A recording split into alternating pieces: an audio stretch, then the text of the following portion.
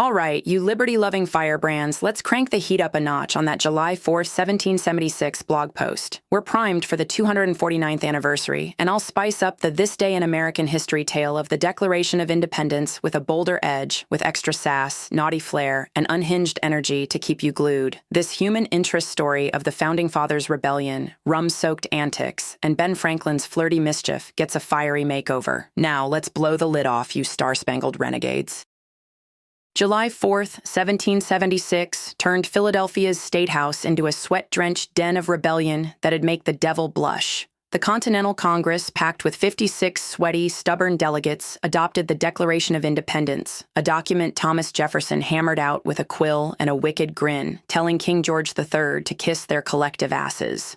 This wasn't some polite letter. It was a middle finger to tyranny, promising life, liberty, and the pursuit of happiness, with a side of revolutionary swagger.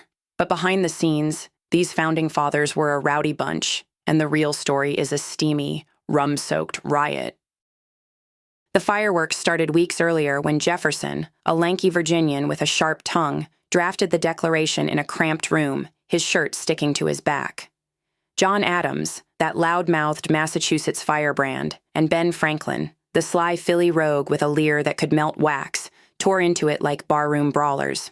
Adams demanded bloodier jabs at the crown, while Franklin, with a devilish chuckle, tweaked lines like, "All men are created equal," after a rum-fueled brainstorm that left the room smelling like a distillery.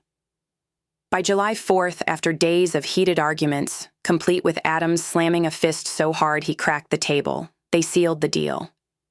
The celebration? A toast with smuggled rum that turned wild.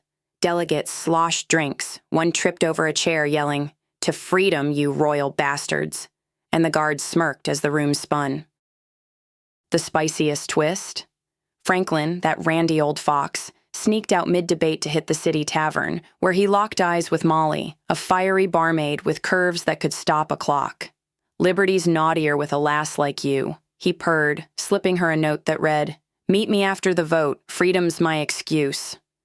Molly, with a saucy laugh, tucked a rum-soaked kiss on his cheek, and the delegates later teased him mercilessly. Jefferson smirked, Adams growled, but the mood was electric.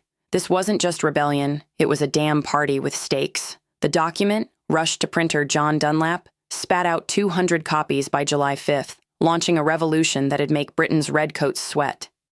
These men were risking it all. Jefferson, 33, faced hanging if caught. Adams, 40, put his family on the line. And Franklin?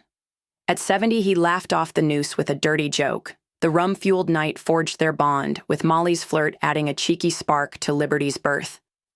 Posts from Liberty Tales 2025 hail it as "The Day Freedom got a rum-soaked flirty kick in the pants," and it's a tale that hooks you with every naughty detail. By 1776's end, the war raged, but July 4th marked America's soul, bold, bawdy, and unbreakable.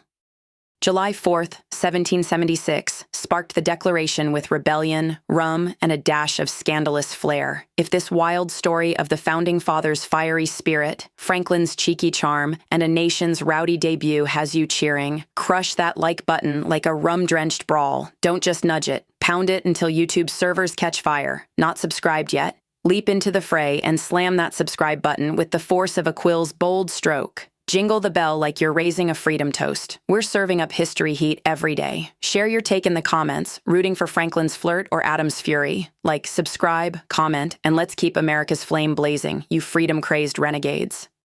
Now get ready to raise a glass, you history-crazed revelers, because July 5th, 1776, was when the Declaration of Independence hit the streets of Philadelphia, igniting a booze-fueled celebration that spiraled into chaos. As the first newspapers rolled out John Dunlap's 200 copies, patriots toasted with rum so freely that a bar brawl broke out at the city tavern, with one rowdy delegate accidentally kissing the wrong barmaid, oops, wrong Molly, while Ben Franklin egged it on with a sly grin. This spicy aftermath, blending revolutionary pride with a naughty twist, saw the city erupt in fireworks and fistfights, proving liberty's birth was as wild as it was noble. Can you handle the full rum-soaked riot tomorrow, you liberty-loving firecracker?